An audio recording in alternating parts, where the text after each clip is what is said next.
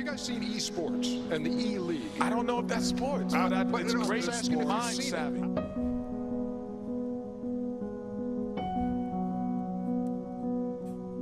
But I don't know if athlete is the right word that I would go for. You don't break a sweat, I don't consider it a sport. Oh, no, you do.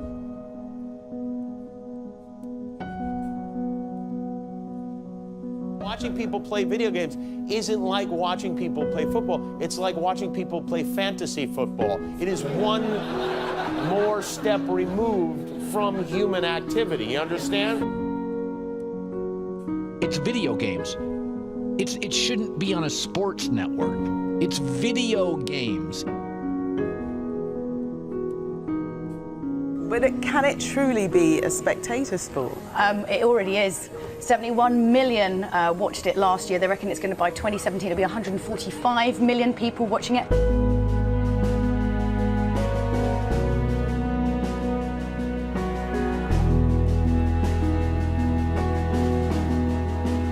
They're actually giving college scholarships for video gaming.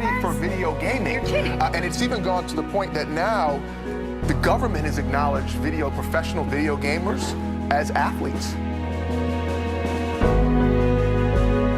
Same way you watch a football match, you can hear the crowd, everyone's cheering the team on, you make friends, these are people you talk to, you play with online. It's all about community, it's being part of something that you're incredibly passionate about. Running for Barrett though right now, trying to establish vision control and force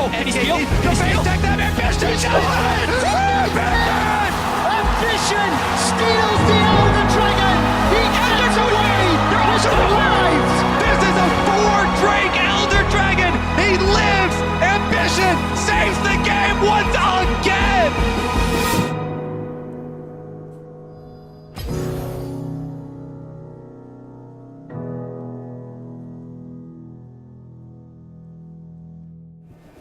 How's everybody tonight? Good? Hey guys. Good?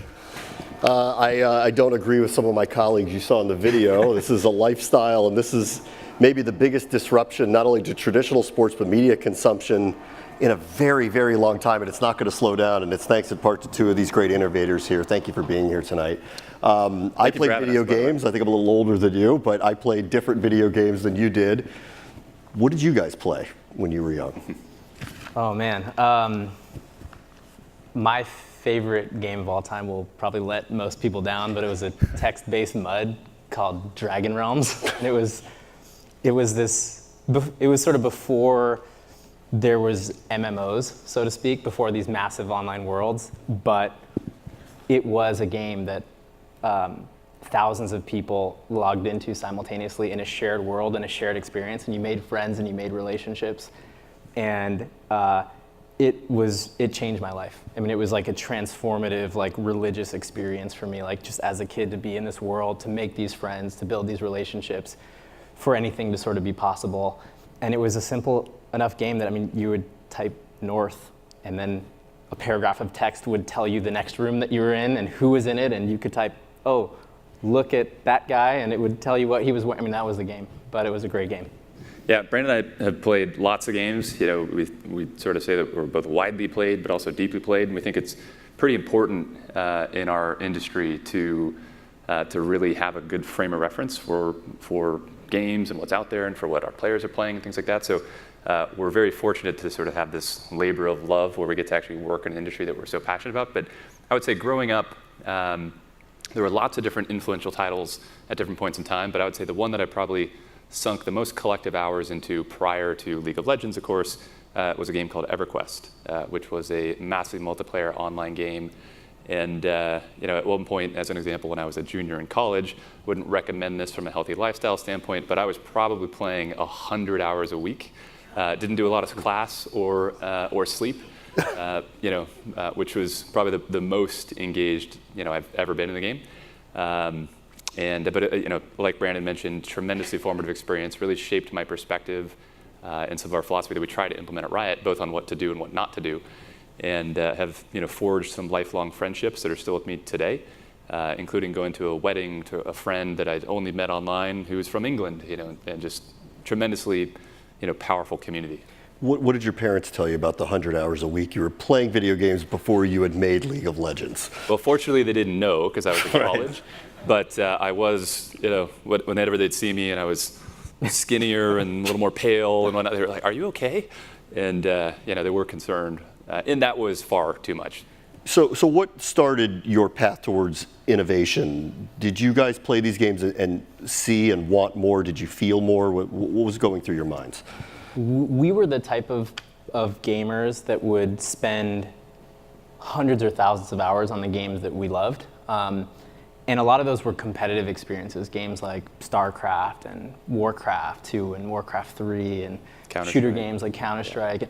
And, I think back then, there wasn't really a model for developers to support those games because they sort of sold them in a box at Best Buy and Walmart.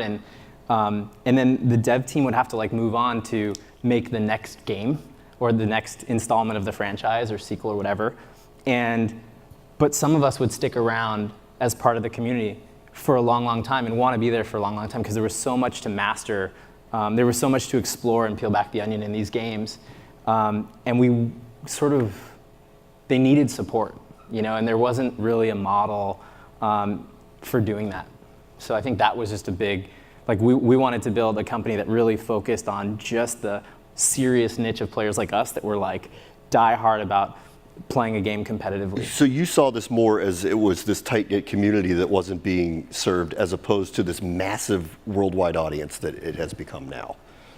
For sure. Yeah, we, in our original model, when we were planning for the creation of League of Legends, we were hoping to achieve 20,000 simultaneous players. We were like, all right, then we could maybe be profitable and have a business. And we blew past that over time, which created a lot of scaling challenges and whatnot. But yeah, we had no idea that when we were trying to intentionally focus on what we perceived to be a niche, that it would resonate with so many all around the world. And yet you guys were in this community. You must have realized at some level it was bigger than I think the outside perception of it was. We knew it was big, and we knew it was there, and we knew there were a lot of players like us, but we probably never would have imagined just how big it could become. And I think it's become bigger over the years. I think there's a lot of parallel, there's a lot of innovation happening in the world that's just making it more connected, making it easier to share these experiences with friends, to play together, et cetera, that has helped expand that audience and bring this kind of gaming to more people. So you're into this, you want to do this, you see this path, but early career, what are you doing? What are you guys thinking about? Yeah, so I was a liberal arts guy in college, so I was thinking maybe I'll go get my MBA, or go to law school, so study political science and psychology, which strangely actually ended up being relevant and quite helpful in building Riot and thinking about League of Legends, because I was always fascinated by human motivation. So, why do people do what they do? Psychology from a micro standpoint, and from a political science standpoint, ideology from more of a macro societal standpoint. And which actually turns out to be quite useful in terms of designing games that can be engaging and motivating and fun for players, and of course helping to scale an organization to build teams that are really excited and whatnot. But that's what I said in college, and then had a brief stint in banking and in business-to-business media. But yeah, I always actually looked at gaming as a fantasy career that didn't seem realistic. But that's what my early career was. You don't have a database of psychological profiles of everybody, do you, that plays the game? No. What were you doing early? I mean, we founded it. So Mark and I went to college together, and we were roommates out of college. And we founded the company like 2 years out of school. So not a ton, but I had gone into strategy consulting.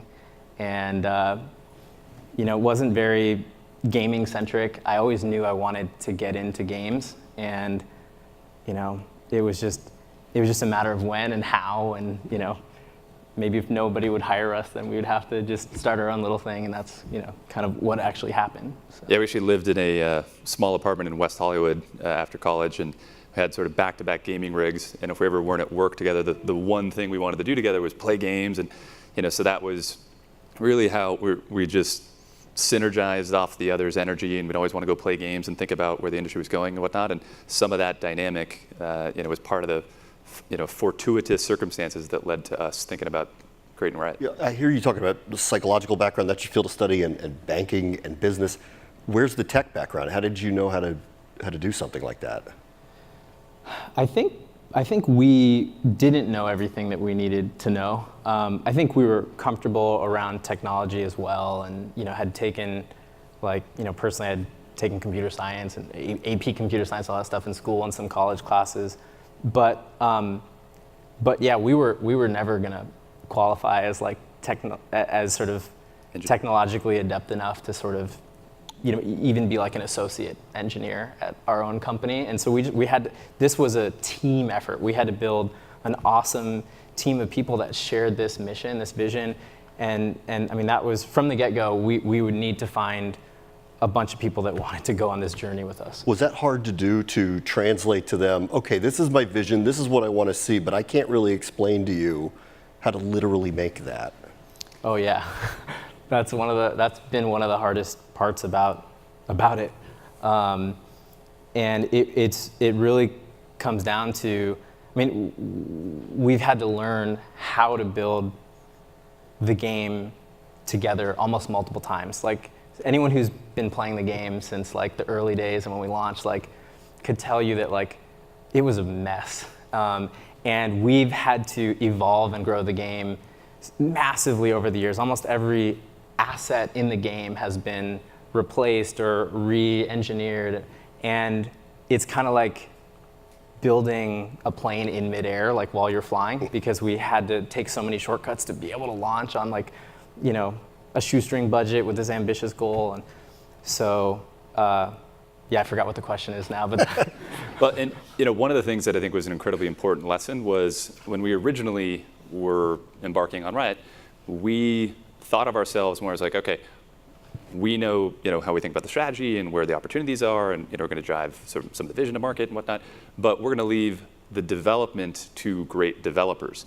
And interesting enough, one, it was incredibly hard to find and attract and recruit great developers, especially without a great frame of reference for it. And some of the developers that we did hire, in particular very early on, one of the lessons that we learned, without getting into all the details, was that wasn't going to work. And so we had to change some of the people on the team, roll up our sleeves, and figure out how to know everything about everything if we were going to have any chance of being successful. And I think that we're very fortunate that we had a bit of a catastrophic failure from sort of a team dynamic standpoint, literally within the first 4 months of founding the company, because absent that lesson, I don't think it would have happened at all. What do you mean catastrophic? What happened? You want to tell the story? So yeah, so long story short, we had hired somebody to be our CTO and executive producer. Yeah. And just wasn't aligned with the vision of the company. So literally wanted to go do something totally different and leverage the company and the dollars and the team to build something else. And when we discovered that, after we're like, well, okay, we're spending other people's money because we pitched an idea to go accomplish this thing. That's not something that is acceptable at all. And so part of it was, we were naive 24, 25-year-olds sort of being taken advantage of early on. And that was something that, again, we're fortunate to have gone, wow, if we got snowballed very early, let's never let that happen again. How do we make sure that we understand what's happening across every dimension and we're going to achieve the things that we need to achieve, because that's what we're here to do. So, what was the vision? What was the League of Legends vision? I mean, ultimately, the league vision was to build this really competitive game that was, gonna almost that was almost like a sport from the perspective of it has to be more fun the 100th time we play than the first, and it has to be more fun the 1000th time than the 100th time. And we wanted this replayable experience and play space that could just be almost infinite from a mastery curve standpoint. And we wanted a company that would be able to serve that player and that experience on that journey for many, many years. And took the service part just as seriously as the development part. So not only just patching and updating the experience the whole time, but communicating with players, interacting with players, creating events for players. Eventually that became esports. We didn't see that coming, to be honest, in the beginning. And we can talk more about the journey to esports, but that was a surprise and an awesome one. But we wanted to be the kind of company that could deliver that could spent just as much time thinking around the game as in the game. What did you see as the vision for League of Legends? Yeah, so we always looked at League of Legends as a bit of the proof point to the broader company thesis, as Brandon was talking about, around high quality, focused games that are really targeting a specific type of player and would be just forging a really intimate relationship. Because one of the things that I think was frustrating to Brandon and I in our gaming careers and experiences growing up was when you care about a game and you play it for hundreds of hours, sometimes thousands of hours, you feel a deep sense of attachment and you want to help. You want to help the game, you want to help the company. And so we very much experienced sitting there on our screen reading about patch notes or changes or things like that, that we would be like, why would the company make these decisions? This doesn't make any sense. And be incredibly frustrated by it and write up massive message board posts with advice and whatnot. And it would be incredibly frustrating as a player to hear, well, working as intended, or essentially what we perceived to be or felt as dismissive feedback. And so we wanted to build a company, again, where even if we had to ever do a thing or have a reason as to why, we obviously can't please everybody 100% of the time, we would always explain why. And we'd try to cultivate trust in players so they'd understand our intentions and how we make decisions and why, and really try to pull back the curtain. So there would be this longer term trust that League of Legends and other games from Riot would be worth your time, because we're not going to let you down. We're going to understand what's happening, what's working, what it's all about, and we're going to constantly improve with you as part of you to help build this experience that I think League of Legends has ultimately become in terms of sort of being more than a game.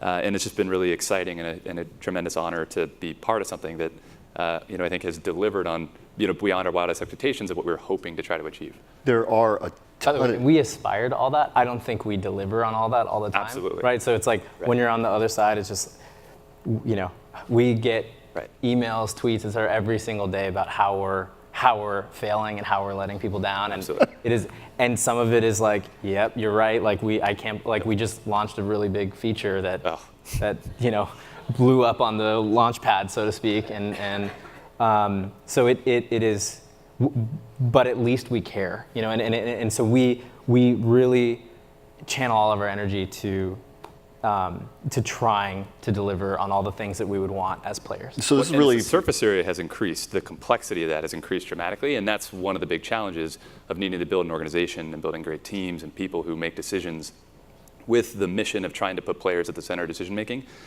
which goes at building an organization. And that's been one of the most important things to actually deliver League of Legends. Needed to build an incredible team capable of doing that all around the world, that are all marching to the same drum. And a lot of our biggest failures have always been when we don't do that well.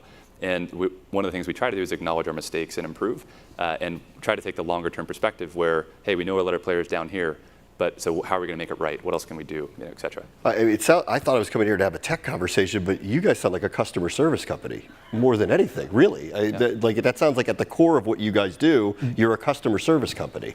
We really think about success in the context of player trust, in building positive relationships that can last for decades, where there's a burden on us to earn the respect of players, every step of the way. And trust and respect is like really hard to build and really easy to destroy. Well, and part of that was being a company, and a team with essentially no relevant background, without a lot of money, that couldn't go do a big ad budget or saturate the airwaves. We're like, look at this exciting game, come play it. And as players that sort of knew that we weren't going to have big back-of-the-box features and all these exciting things, we're like, well, how do we get players to even care about our game?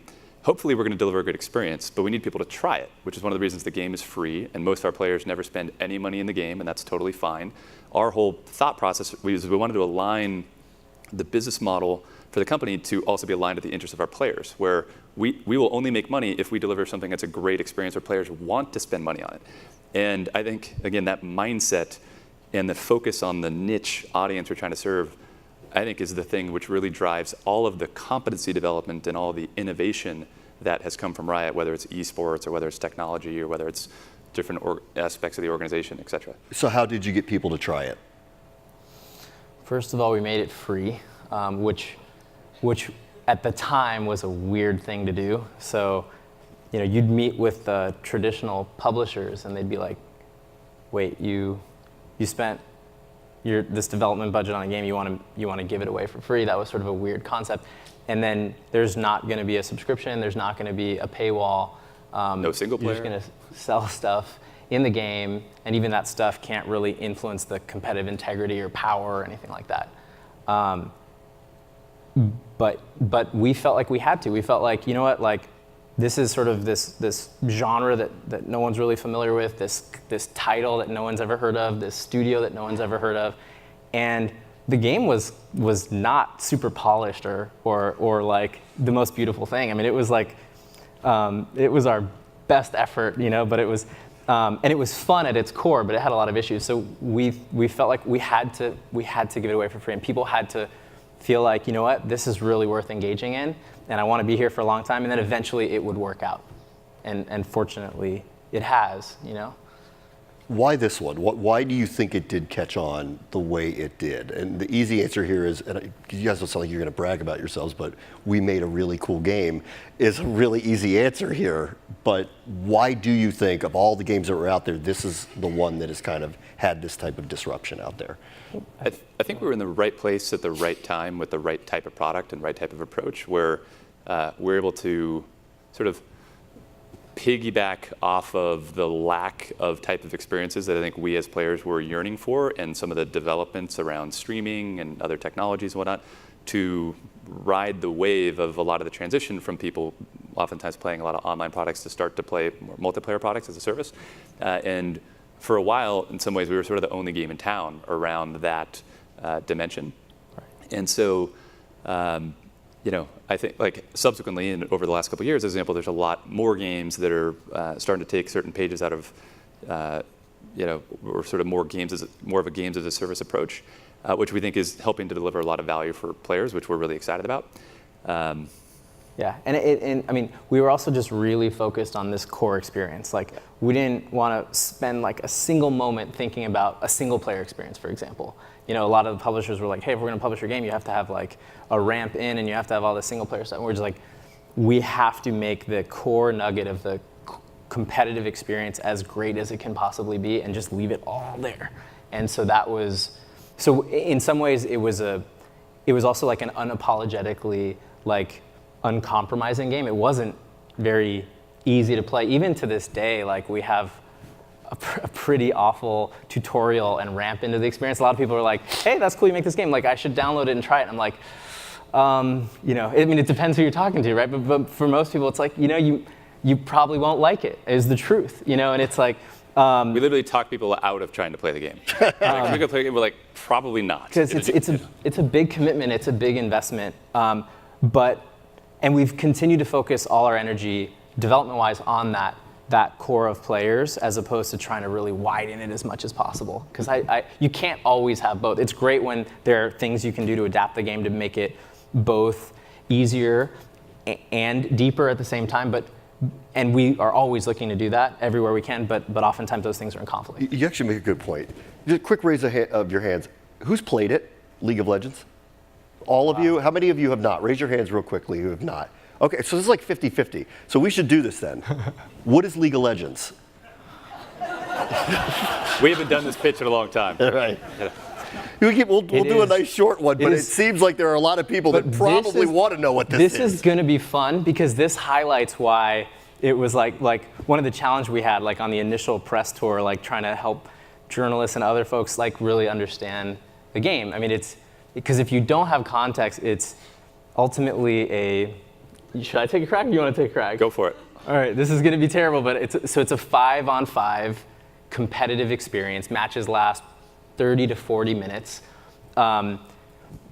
Players control these champions that can grow throughout the game by leveling up as they do stuff, and by earning currency in the game.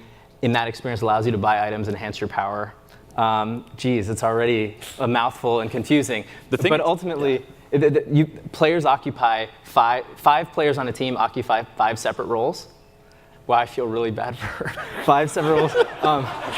And 5, tell me if I need to slow down. 5, and it's like, Sorry, I'm like losing my train of thought, but I bet someone in this audience could do a much better job than me. Just to give an example, if you were to try to describe American football, to somebody to an alien, right? Like, what is this that you're talking about? League has just the same amount of complexity. If you're like, well, there's 11 people, and they all play different roles, and they're part of these teams, and they crash into each other because the guy snaps the ball and then hands it to somebody else, and everyone has these different roles they're supposed to play, and then try to move the ball down the field. And then you hit this guy here, but you can't hit him there, and you better not do that. That might be a catch. I'm not sure anymore, actually. Yeah. Well, so League has all the same dynamics that you'd have in any particular sport, like football or basketball or a team-oriented sport, where there's positions, there's incredible complexity and individual skill at the individual level. There's skill at the team level. There's at the pregame decision making in terms of who should play what champion and what should our strategy be or approach based on our composition together. And anyway, so it's very complex. If I were to try to do the super elevator pitch, I would say it's a 5-on-5 competitive battle arena where you take control of, imagine a fantasy superhero. And these fantasy superheroes have different powers, and you try to work together with your team to essentially kill the enemy team's base. And that's sort of it in a nutshell. And it's actually really fun, surprisingly. Those of you who have never played it, do you want to try it now? Was it a good enough explanation? Yes? Yeah. Say yes. Well, it's why literally, if we created incredible Super Bowl ads or whatnot to go get a lot of exposure, people would be like, what the heck is this thing that we're looking at? And it's sort of hard to appreciate. And then a lot of people, especially if they don't have a deep frame of reference for games, they go play it. If it's your first really tough competitive game that you're playing, you're going to be in for a rude awakening around how hard it is. Just like if you showed up to learn how to play basketball on some random basketball court, be like, "What's up? I'm here to play." For the first time, it's like somebody passes the ball and you're like, it would be a bit awkward. And so over time, as there's more infrastructure, and one of the ways that League grows is people bring other people in.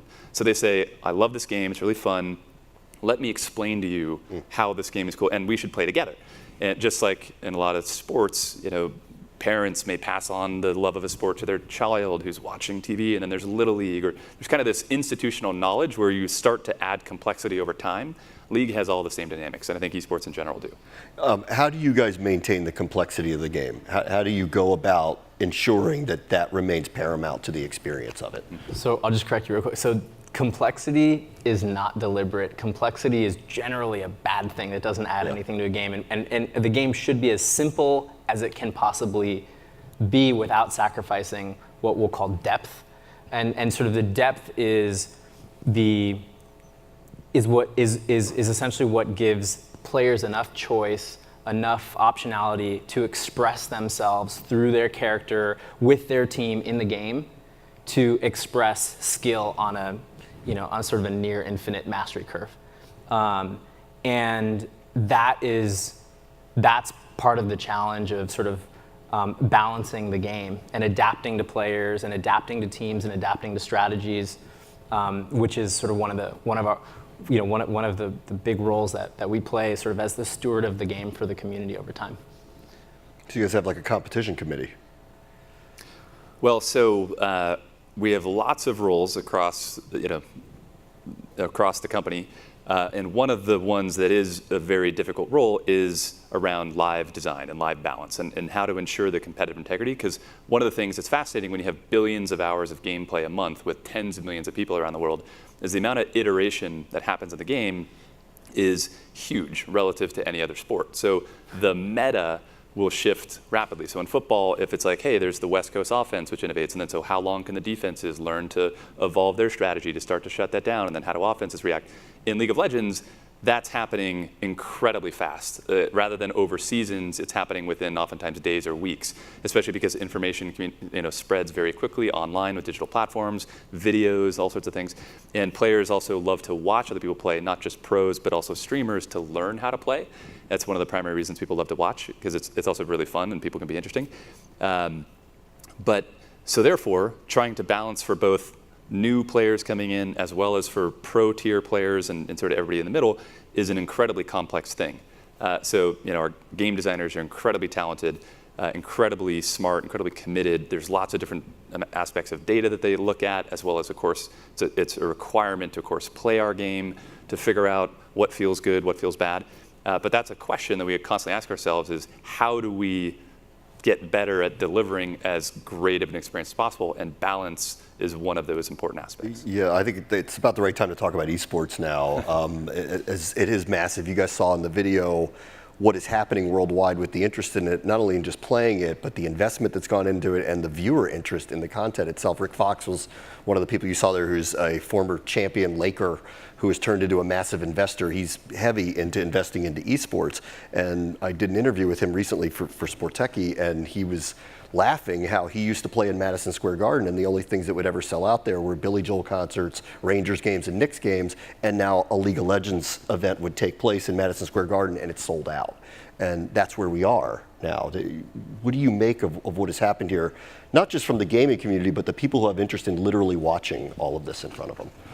I mean, it's just super exciting because I think, if you grew up playing games, you sort of always wish that the game that you're spending all this time to sort of master, and all the fun you're having playing it and practice and maybe the replays that you're watching and studying, was sort of a worthwhile thing to do, and that at some level, people could care about it, in sort of, that it could sort of rise to the level of being a sport. And now that games can become, can conjure all that same stuff.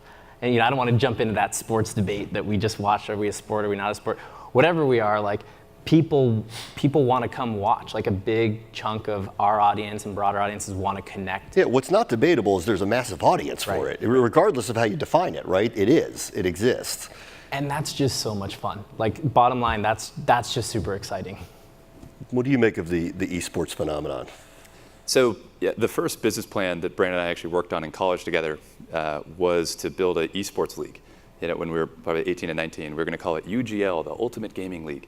And because back then, and I think, again, it was not a novel idea or concept, around, many gamers who were like us, who engaged very deeply with competitive online games, wanted to know who's the best. We can all experience that in our local friends group. Be like, oh, I'm best at GoldenEye, or I'm really good at Street Fighter, or let's go to the arcade, or, our local arcade.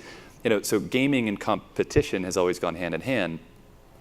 But building the infrastructure to support live events and the tournament circuit or league structure or whatever made sense for the type of game was something that we always dreamed of, to what Brandon's point. And it's just been a tremendous honor and privilege and exciting thing to be able to be a part of, to help deliver that.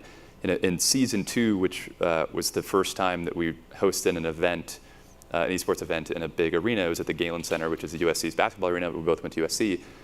Walking into that, first of all, we were incredibly nervous, and but it was it was borderline like a spiritual experience for us to walk around, and we're seeing North American fans painting their faces and wearing jerseys and having signs and chanting and cheering for 2 teams from Asia. The Taipei Assassins versus a team from Korea, Azubu Frost, and it was just amazing to be there. What are the right platforms for it? Have you guys kind of figured out, in terms of a media content site, what have you guys learned about how this is going to be distributed? I think platforms are always evolving and changing. The advent of streaming, I think, was actually pivotal to sort of esports taking off, and they happened right around the same time, because suddenly, any event could be in everyone's home simultaneously without worry about how do we get this on NBC and what time slot and all the nuances associated with that and production values, and all of a sudden it was just we could literally light it up and stream it anywhere on the internet. So streaming has been pivotal, and it continues to sort of be how people engage with esports. I think television, as it exists today, and it's changing a lot, it is more challenging because it's more pushed out. So you sort of tune into a network and it's sort of pushed to you, as opposed. So I think if we were broadcasting on conventional mainstream TV channels, we'd probably alienate a lot of their existing audience who'd be like, like, hey, what is this? And like, where's my college football? And what's this thing? You know, it's like, so I think that we have to, so I think streaming is a good place for it now. But over time, I think it'll be ubiquitous.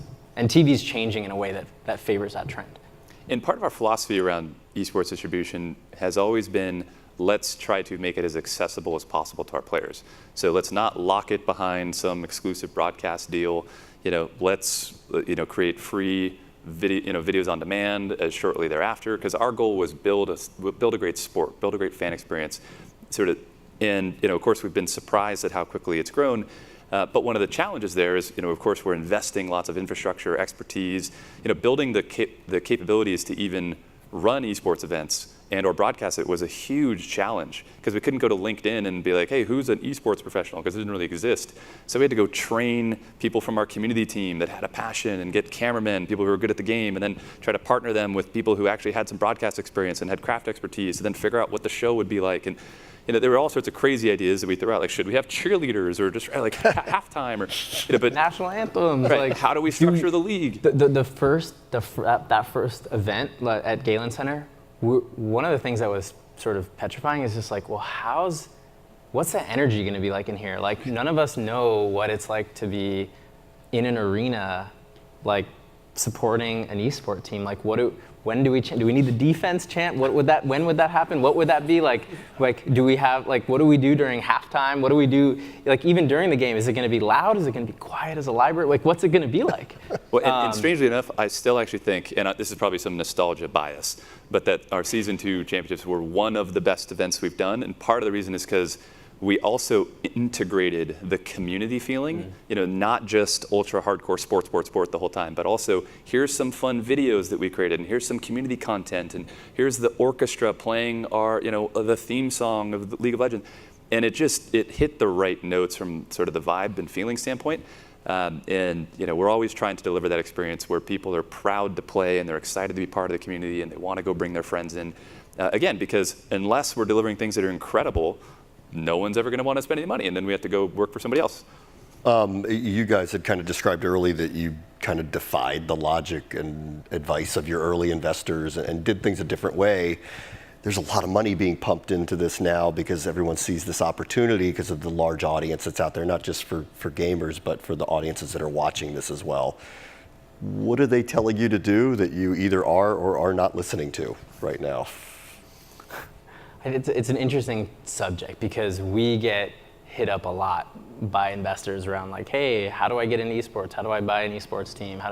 And it's it's not always someone who's ever even watched a game or been to an event or played any of the games, and so it's tricky because it's important to understand it, and it's a massive 180 from where it used to be. So esports used to be this thing that like no one had ever heard of, and people are like incredulous about the idea that it's happening right under their noses, and that an event at Madison Square Garden sold out. And then something flipped, and all of a sudden, like there's all this buzz. And I actually worry about it kind of going too far into like a frothy sort of bubbly place.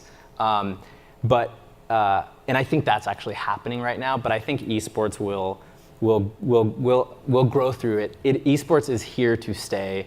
It's way, way, way bigger than League of Legends or any game. It will outlast. I mean, it is going to be synonymous with sports. It's just a matter of time. But it will take time. It's not going to happen overnight. The trajectory is not going to just be to infinity. And our our grandparents and stuff like that aren't going to be tuning into esport events in a couple of years. But eventually everyone will grow up with exposure to games, and it will just seem normal. Right. We'll watch it with our kids, as an example.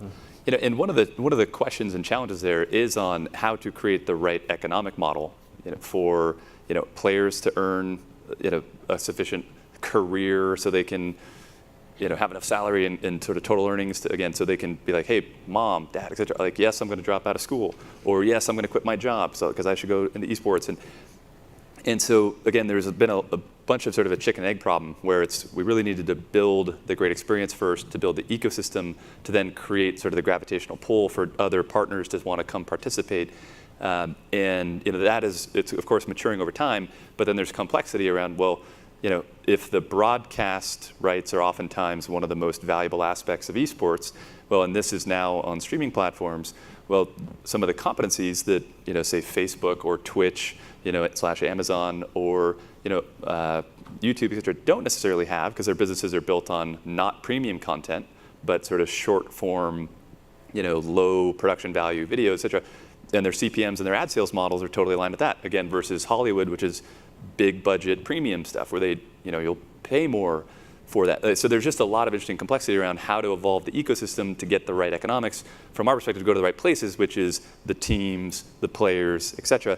Because our whole philosophy is build this great ecosystem where it's about the game and it's more than a game. But again, I think esports is still in its infancy. Brandon loves to say that hey, maybe we're still in the leather helmet days, whatnot. But I think that's really true.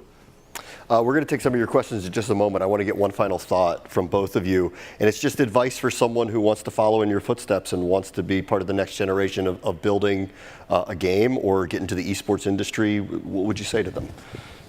I mean, I think if the passion is there, do it.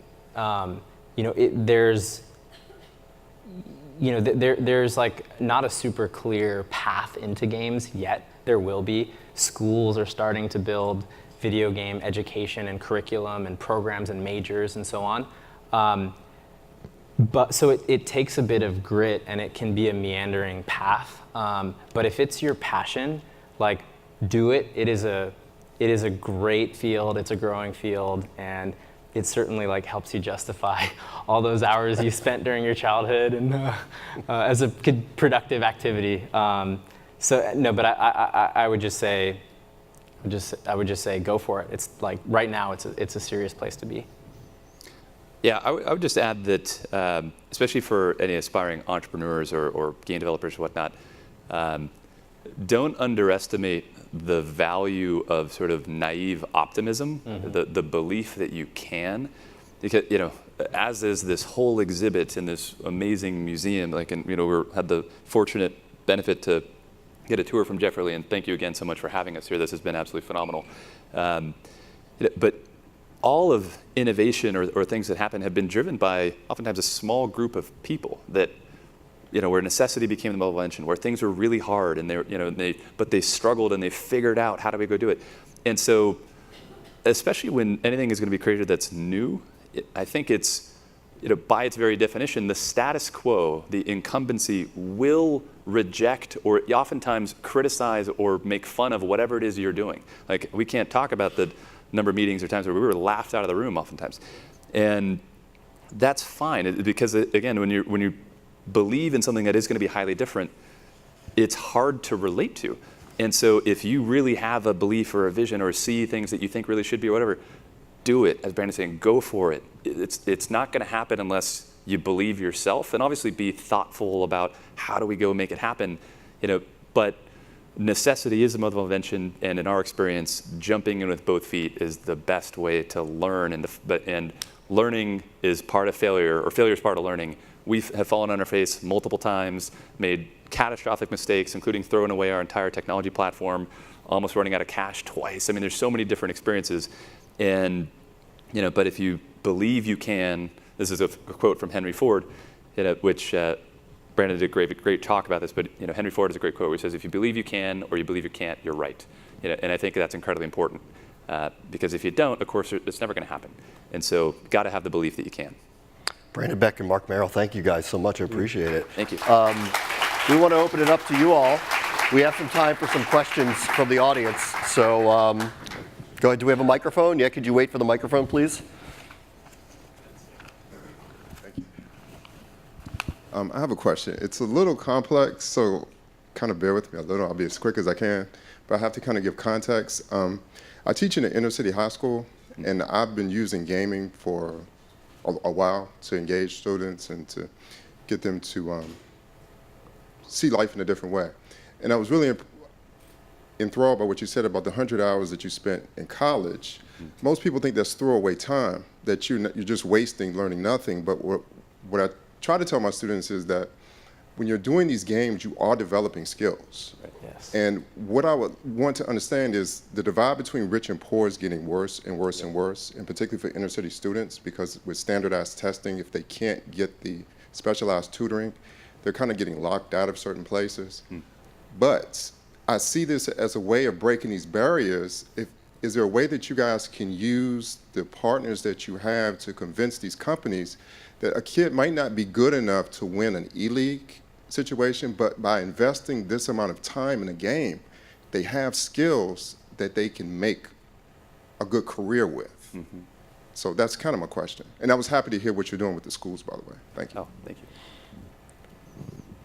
I mean, I would just say, like, one of the cool things about gaming is it's almost anyone, anywhere in the world can engage with it, right? As long as you have a mobile device or a computer and connection to the internet, right? And we, you know, when we're playing games, like, we don't know who's on the other side of the screen, and none of the doesn't matter who you are, like, we're all in this same environment and community together, and it's like, it's really fun and awesome to sort of build those relationships online. And I learned a lot, even as a kid, from older folks who became mentors and role models, and they didn't judge me for being 13 years old playing the same game as them and things like that. So I do really believe that there can be value in games. That's not to say all gaming time is valuable. I'm sure, obviously you know that, but it's like, you know, almost view it like there's nutritious foods and there's not nutritious foods, and we should consume them all in moderation, and like different games or different nutritional values, so to speak. But so I would say that there is a lot of value to playing games, at least from my personal experience. And with regards to how the world perceives playing games, I think that's just going to be an evolution. Like, obviously, if someone was applying to Riot, like, we want their gaming achievements on their resume. Like, if you were a guild leader in your MMO, that's massively important to us. Like, because we can relate to what that meant. You know, and it's like, I wasn't a guild leader. Like, I respected my guild leaders because it was a lot of work and it was a lot of organization, and it was and it was. You know, and there are things like that hopefully in the future, you know, will be, you know, parents might put like a high score on their fridge. You know, we joke about that kind of thing because there are some valuable pursuits in gaming, and I wish they were, you know, more. And I do think that, you know, breaking down the different types of games to try to figure out, like, what are some of the valuable skills that can be developed there. So as an example, if you're in a massive multiplayer online game and you're leading a group of other people, well, there are leadership skills that are happening. There are organizational skills, there are planning skills, and those are real, which is one of the reasons, again, gaming companies that can relate to that value it. In League of Legends, well, there's teamwork and there's sportsmanship. And so as an example, you know, when we've got tens of millions of players in China, there's no Little League that exists in rural China. Maybe League of Legends can actually help provide that, and then, again, bring that type of experience to a bunch of people around the world that have never been trained with some of the team-oriented values that many of us that have played sports in Western countries grow up with and appreciate intuitively.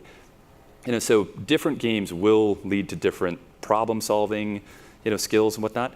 And I do think games can be a great learning tool, but different games will have different strengths around that. And again, to Brandon's point, some games may have more value or less value depending on what the game is. And but I do think it's a really important opportunity, especially because games, one of the best things about them is they can be engaging. They can be so fun. People want to spend time in them. And if you're people connecting the dots on how to help grow and develop as a result of that, it can be really powerful. Language skills are another thing too. You know, if your English is a second language example, playing MMOs, you have to type in English oftentimes. And so.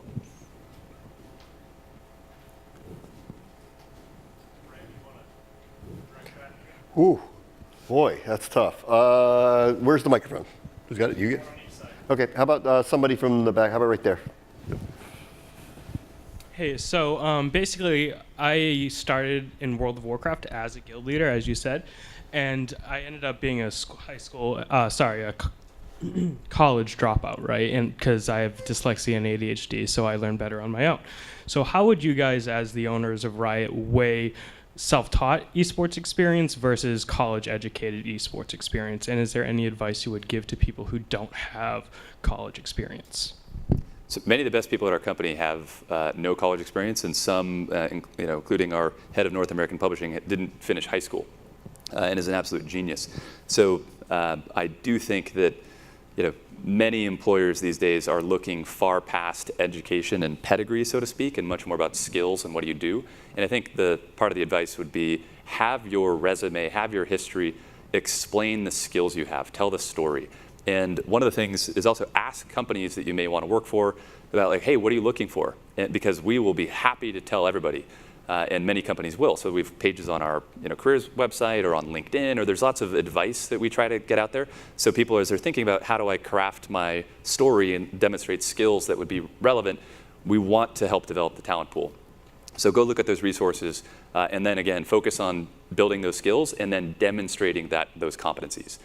And again, from a company like ours, it's really helpful to be able to, again, relate to the player. So play the games, be able to talk to them, understand what would be relevant or not, things like that. Who else? How about here, right in front?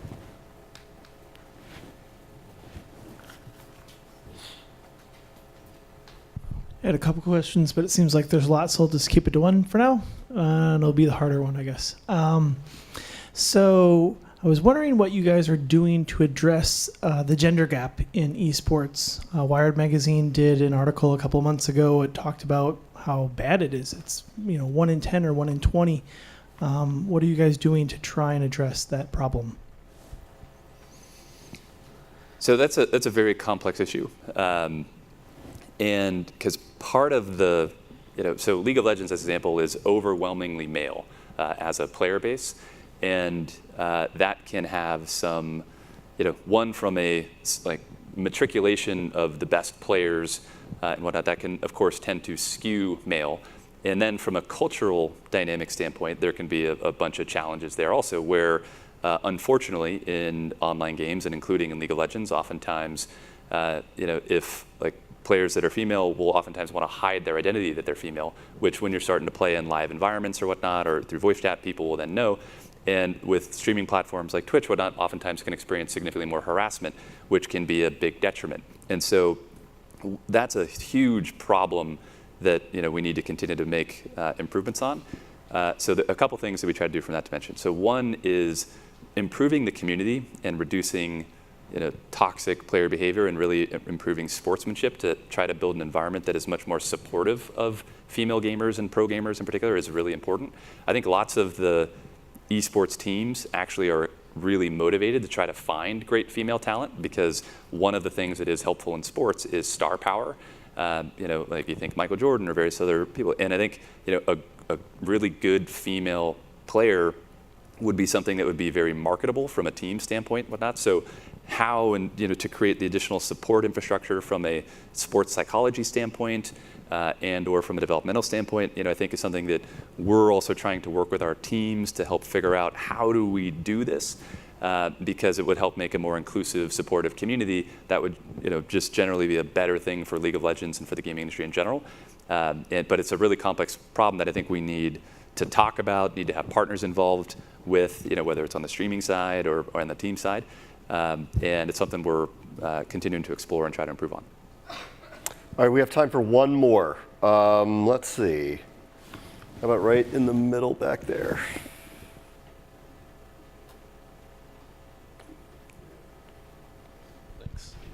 So the most important question, obviously, is when are you guys going to buff Teemo?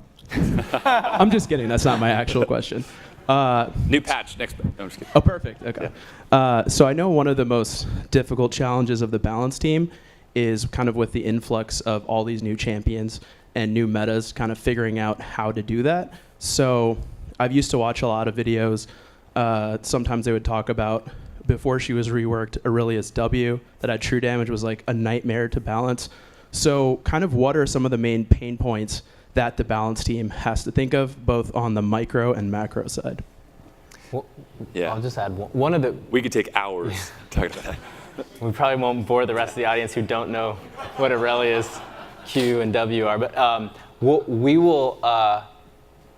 we have to balance the game simultaneously for like the literal professional players, where making change can be massively disruptive to them, right? Like it's their livelihood, they're professionals, they dedicate their careers to playing the game, and changes, like it'd be moving the 3-point line all of a sudden would be like really disruptive to a professional basketball player, right? So we have to be cognizant of that, but we do have to ensure that the game is balanced. It has to be balanced at all skill levels simultaneously as best as possible, right? So there are some champions that players in low skill level have no idea how to deal with, and they feel like they're massively overpowered.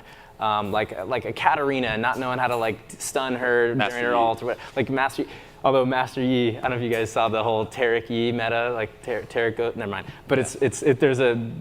The Chinese evolved, it's very cool. It's very crazy. So that is one of the challenges is balancing for everyone simultaneously. That's one of the absolute hardest ones because we don't want to fork the game. As an example, Zoe, heavy skill shot champion, can absolutely dominate, if you're really good with the skill shots, with most players are not. And so if we reduce the power of the skill shots too much, all of a sudden, win rate in lower tiers goes to nothing. Whereas, at the higher tiers, of course, she's really, really good and powerful. And so there's just tricky trade-offs all the time. We actually have written a bunch of design blogs on our, I think on our Nexus site, actually addressing this exact issue. I don't know if you've read those, but would highly recommend checking them out. We show a bunch of data in terms of champion usage and some of the data and considerations we have in very granular detail. But to Brandon's point, it is a really complex problem. We are dedicated to constantly doing it. It is a moving target. What's also fascinating is seeing different metas evolve in different regions around the world. Korean play patterns versus Southeast Asian versus Chinese versus North American versus European, which is also why Worlds is so cool, where the different dynamics come together and you figure out, well, what is dominant. Like Europe pioneered the the dual lane bot as an example. But that's one of the things that makes League of Legends so unique and so cool. Hard problem to solve. We're always trying to get better and improve though, and we know we can't always bat 1,000, unfortunately. So. If you guys have any more game questions, here's the good news we found out tonight. He reads his email, so you could actually send him a question and he might answer it. Yeah. Brandon, Beck, Marc Merrill, thank you guys so much. Thank you guys. Yeah. Thank you so Appreciate much. it. Yeah. Thank you so much. Thank you. Yeah, absolutely.